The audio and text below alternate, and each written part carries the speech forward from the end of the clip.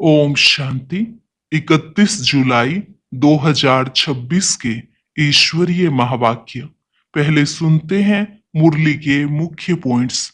बाबा ने कहा, अभी तुम अपना सब कुछ मुझे देते हो, फिर उसकी एवज में हम भविष्य में तुमको बहुत ब्यूटीफुल तन ट्रांसफर कर देंगे और अपार धन भी देंगे। बाप है तुम्हारा बेहद का भोलानाथ ग्राहक, तभी तो पुराना लेकर नया दे देते हैं। इनके जैसा दाता कोई नहीं।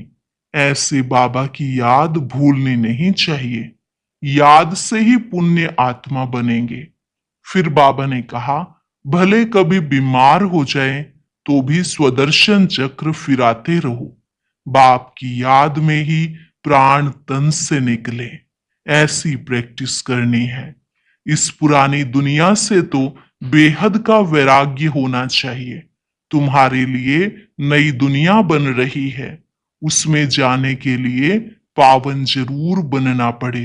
लास्ट में बाबा ने कहा, मुझे याद करने से माया एकदम भाग जाएगी। तुम याद नहीं करते हो तब माया तंग करती है। बहुत प्यार से याद करते रहो तो तूफान उड़ जाएंगे और आत्मा में जो अलौय है वह भी निकल जाएगी। और अब सुनते हैं महावाक्यों को विस्तार से। मुरली का सार। मीठे बच्चे, शिव बाबा को यह भी लालसा नहीं कि बच्चे बड़े होंगे तो हमारी सेवा करेंगे। वह कभी बूढ़ा होता नहीं। बाप ही है निष्काम सेवाधारी। प्रश्न, भोलानाथ शिव बाबा हम सब बच्चों का बहुत बड़ा ग्राहक है, कैसे?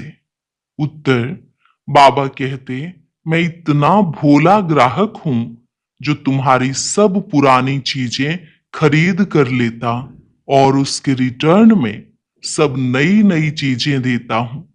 तुम कहते हो बाबा यह तन मन धन सब आपका है, तो उसकी एवज में तुम्हें ब्यूटीफुल तन मिल जाता, अपार धन मिल जाता। गीत, भोलेनाथ से निराला कोई और नहीं। ओम शांति। यह भक्ति मार्ग में गीत गाते हैं। जो भी गीत हैं सब भक्ति मार्ग के हैं। उनका भी अर्थ बाप समझाते हैं। बच्चे भी समझ जाते हैं कि भोलानाथ किसको कहा जाता है। देवताओं को भोलानाथ नहीं कहेंगे। गाया हुआ है, सुदामा ने 2 मुट्ठी अन्न की दी तो महल मिल गए, तो भी कितने समय के लिए? 21 जन्म के लिए। अब बच्चे समझते हैं कि बाप आकर के भारतवासियों को बरोबर हीरे ज्वाहरों के महल देते हैं। किसकी एवज में देते हैं? बच्चे कहते हैं, बाबा यह तन मन धन सब आपका है, आपका ही दिया हुआ है। किसको बच्चा पैदा हुआ तो कहते हैं भगवान ने दिया। धन के लिए भी कहते हैं भगवान ने दिया। कहने वाले कौन है? आत्मा। भगवान अर्थात बाप ने दिया। बाप कहते हैं सब कुछ तुमको अब देना होगा। उसकी एवज में हम तुमको बहुत ब्यूटीफुल तन ट्रांसफर कर देंगे, अपार धन देंगे। लेकिन किसको देंगे? जरूर बच्चों को ही देंगे। लौकिक बाप से अल्प काल के लिए धन मिला है। बेहद का बाप हमको बेहद का वर्षा देंगे। बाप समझाते हैं, ज्ञान और भक्ति में रात दिन का फर्क है। भक्ति में अल्प काल के लिए मिलता है। धन है तो सुख है। धन के बिगर मनुष्य कितने दुखी होते हैं। बच्चे जानते हैं बाबा हमको अथाह धन देते हैं, इसलिए खुशी होती है। सुख धाम में तो सुख की कोई कमी नहीं। हर एक को अपनी अपनी राजधानी है। उसको कहा जाता है पवित्र गृहस्थ आश्रम। तो बाप कितना भोला है, क्या लेते हैं और क्या देते हैं।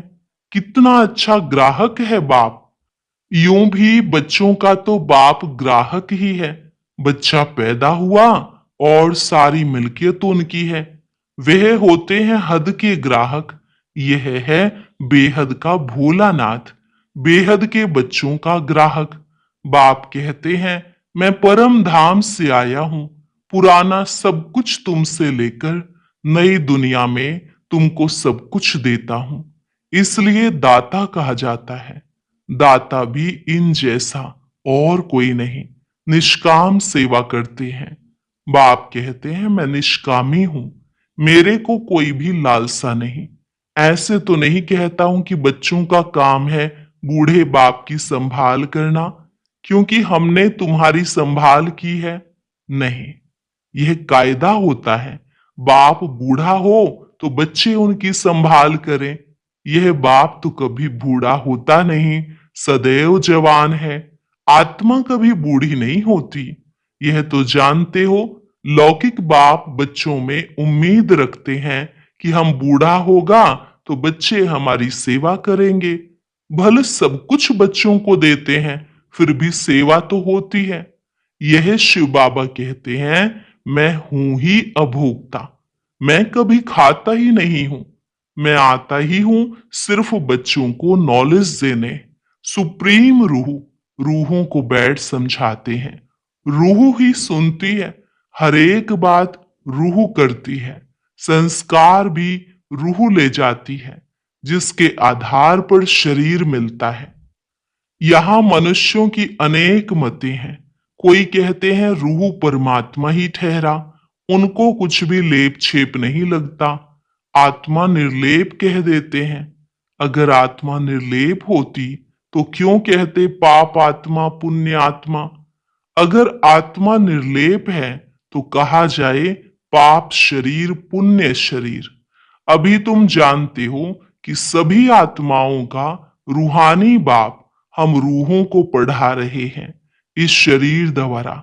आत्मा को बुलाते भी है ना, कहते हैं हमारे बाप की आत्मा आई, टेस्ट ली। आत्मा ही टेस्ट लेती है। बाप तो ऐसा नहीं कहेंगे, वो तो अभोक्ता है, ब्राह्मणों को खिलाते हैं। आत्मा आती है, कहां तो विराजमान होती होगी। ब्राह्मणों आदि को खिलाना भारत में कॉमन बात है। आत्मा को बुलाते हैं, उनसे पूछते हैं, फिर कई बातें उनकी सच्ची भी निकलती है। यह पित्र आदि खिलाना, यह भी ड्रामा में नोंद है। इसमें कोई वंडर नहीं खाना चाहिए। बाप नटशेल में ड्रामा की राज को बताते हैं। डिटेल तो इतनी ड्रामा की समझानी नहीं दे सकते। एक एक की समझानी में ही वर्ष लग जाए।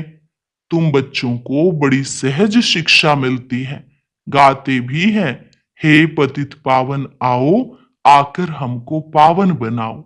उनका नाम ही है पतित पावन। ब्रह्मा विष्णु शंकर को पतित पावन नहीं कह सकते हैं। बाप को ही पतित पावन लिबरेटर कहते हैं। दुख हरता सुख करता भी उनको ही कहा जाता है। वह है निराकार। शिव के मंदिर में जाकर देखो, वहां शिवलिंग रखा है।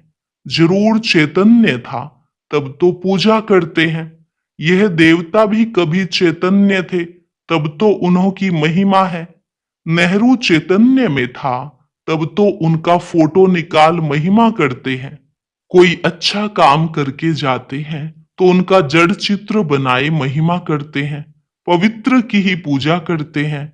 कोई भी मनुष्य की पूजा नहीं कर सकते। विकार से पैदा होते हैं ना, तो उनकी पूजा नहीं हो सकती।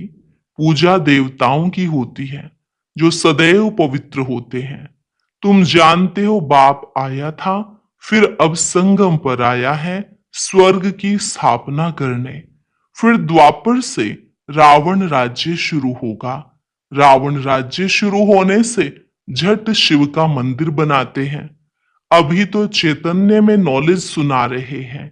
वह सत्य है, चैतन्य है, उनकी ही महिमा गाते हैं।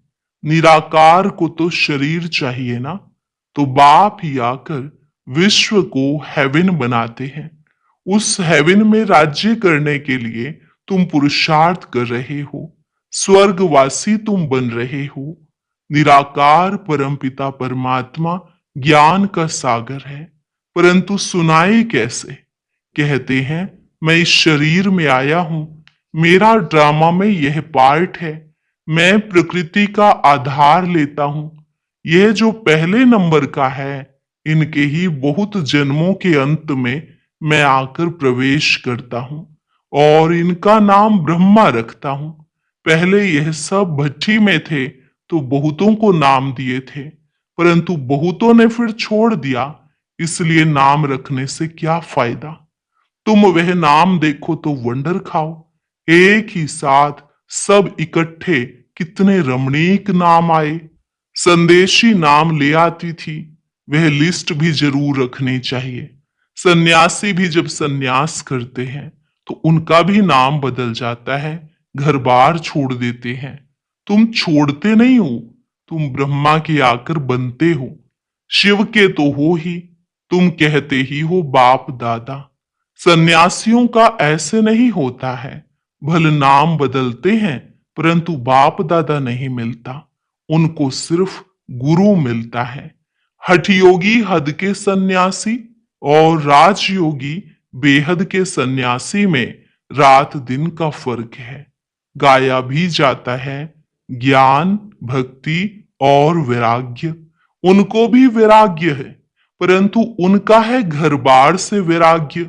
तुमको सारी दुनिया से वैराग्य है। उनको पता ही नहीं कि सृष्टि बदलती है। तुम्हारा है बेहद का वैराग्य। यह सृष्टि खलास होनी है, तुम्हारे लिए नई दुनिया बन रही है, वहां जाना है, परंतु पावन होने बिगड़ तो वहां जा नहीं सकते। दिल में जचता है बरोबर नई दुनिया में देवी देवताओं का राज्य था जो बाप अब स्थापन करते हैं।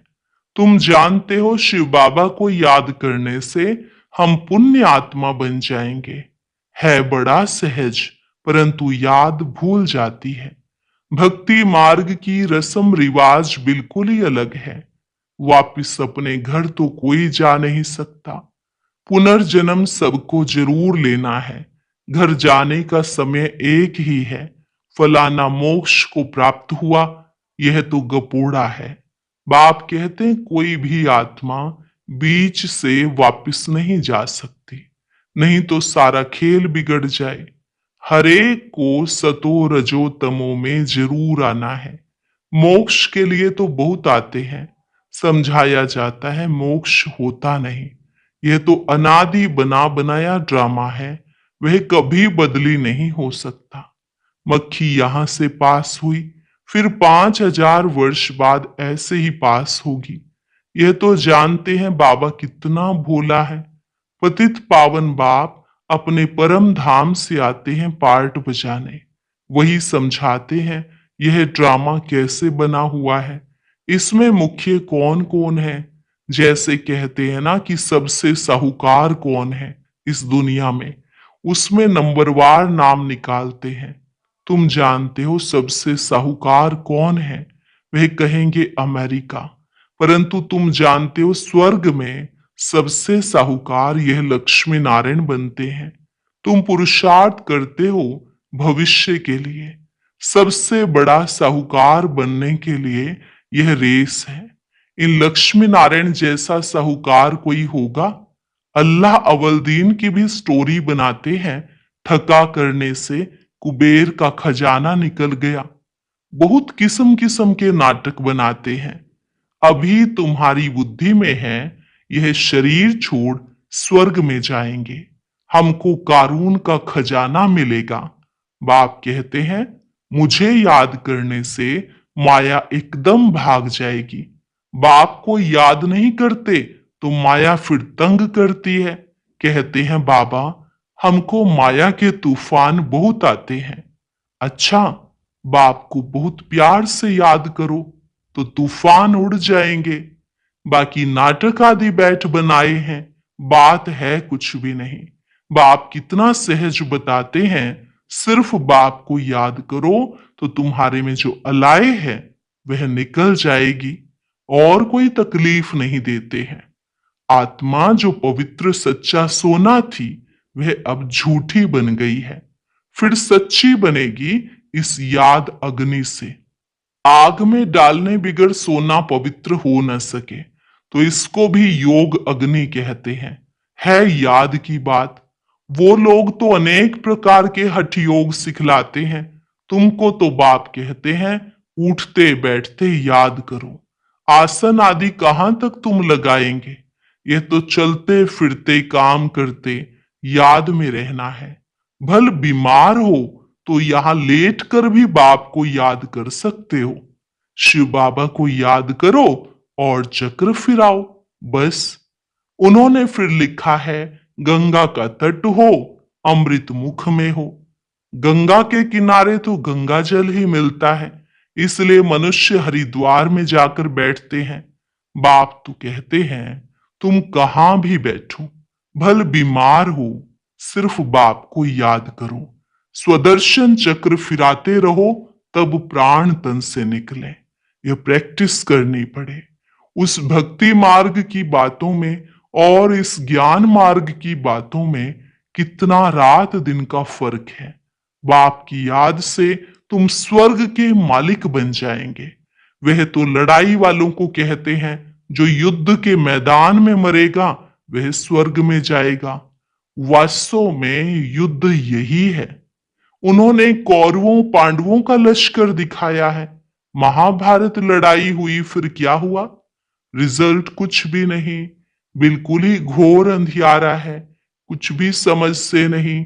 इसलिए अज्ञान अंधियारा कहा जाता है। बाप फिर रोशनी करने आया है। उनको ज्ञान का सागर नॉलेजफुल कहा जाता है। अभी तुमको भी सारा ज्ञान मिला है। वह है मूल वतन, जहां तुम आत्माएं रहती हो। उनको ब्रह्मांड भी कहा जाता है, जहां रुद्र यज्ञ रचते हैं। तो बाप के साथ साथ तुम आत्माओं की भी पूजा करते हैं, क्योंकि तुम बहुतों का कल्याण करते हो। बाप के साथ तुम भारत की खास और दुनिया की आम रूहानी सेवा करते हो, इसलिए बाप के साथ तुम बच्चों का भी पूजन होता है। अच्छा, मीठे मीठे सिकिलधे बच्चों प्रति मात पिता बाप दादा का याद प्यार और गुड मॉर्निंग। रूहानी बाप की रूहानी बच्चों को नमस्ते। रूहानी बच्चों की रूहानी बाप दादा को नमस्ते नमस्ते, गुड मॉर्निंग। शुक्रिया बाबा, शुक्रिया। धारणा के लिए मुख्य सार, माया के तूफानों को भगाने के लिए बाप को बहुत बहुत प्यार से याद करना है। आत्मा को योग अग्नि से सच्चा सच्चा सोना बनाना है। बेहद का वैरागी बन इस पुरानी दुनिया को भूल जाना है। दुनिया बदल रही है, नई दुनिया में जाना है, इसलिए इससे संन्यास ले लेना है। वरदान, कदम कदम पर सावधानी रखते हुए पद्मों की कमाई जमा करने वाले पद्मपति भव। कदम कदम पर सावधानी रखते हुए पद्मों की कमाई जमा करने वाले पद्मपति भव। बाप बच्चों को बहुत ऊंची स्टेज पर रहने की सावधानी दे रहे हैं, इसलिए अभी जरा भी गफलत करने का समय नहीं है। अब तो कदम कदम पर सावधानी रखते हुए कदम में पद्मों की कमाई करते पद्मपति बनो। जैसे नाम है पद्मा पद्म भाग्यशाली, ऐसे कर्म भी हों। एक कदम भी पद्म की कमाई के बिगड़ ना जाए, तो बहुत सोच समझ कर श्रीमत प्रमाण हर कदम उठाओ। श्रीमत में मन मत मिक्स नहीं करो।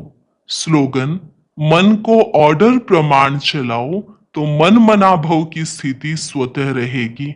अव्यक्त इशारे ज्वाला स्वरूप स्थिति में रह शक्तिशाली याद का अनुभव करो।